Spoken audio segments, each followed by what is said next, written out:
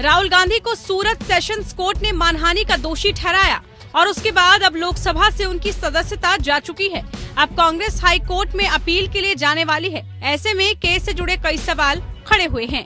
23 मार्च 2023 को मुख्य न्यायिक मजिस्ट्रेट सूरत एच वर्मा ने कांग्रेस सांसद राहुल गांधी को भारतीय दंड संहिता की धारा 499 और 500 के तहत आपराधिक मानहानि के अपराध के लिए दोषी ठहराते हुए 2 साल की कारावास की सजा सुनाई और 15,000 रुपए का जुर्माना भी लगाया।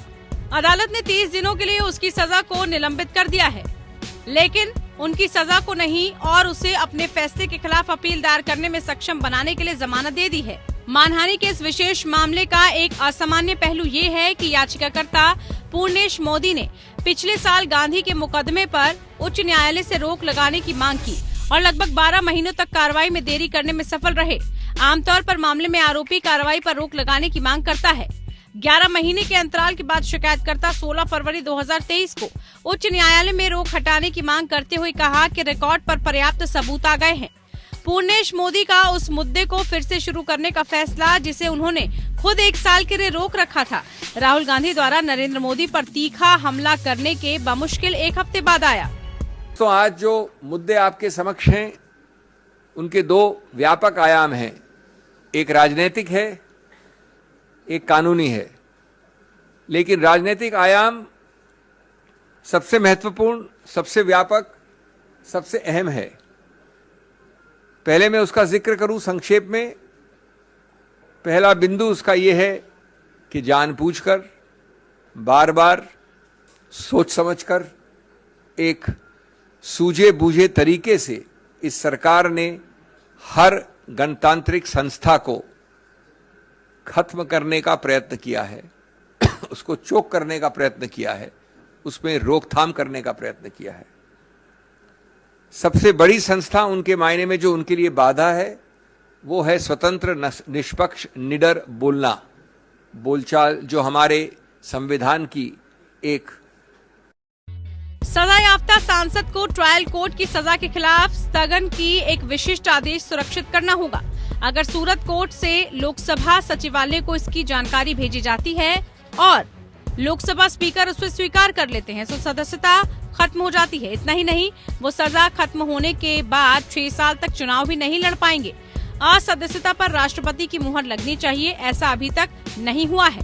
The debatable issue, I'm only flagging the issue, which I did not mention yesterday, that though the conviction is by a court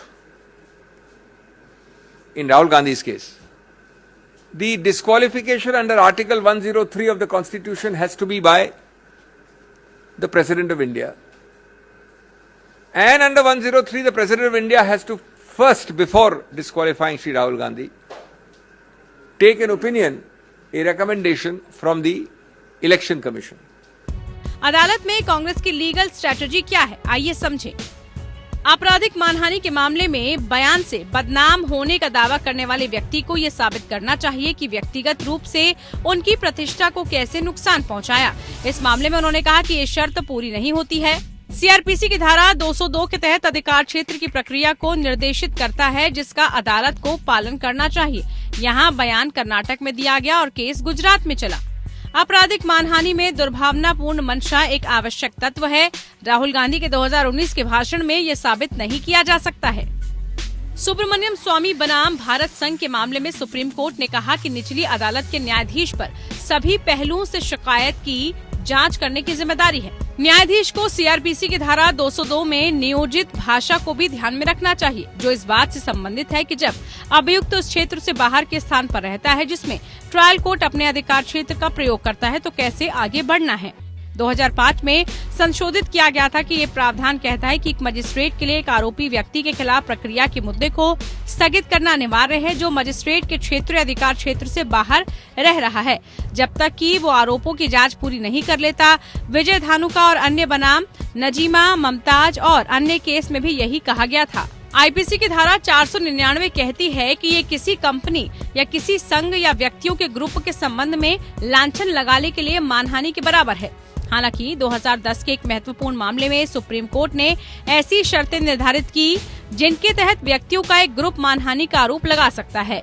S Khushboo, V Kanniammal. Case में सुप्रीम कोर्ट ने फैसला सुनाया कि सटीकता के साथ ये कहना संभव होना चाहिए कि एक समूह विशेष व्यक्ति जो बाकी समुदायों से अलग थे बदनाम हुए।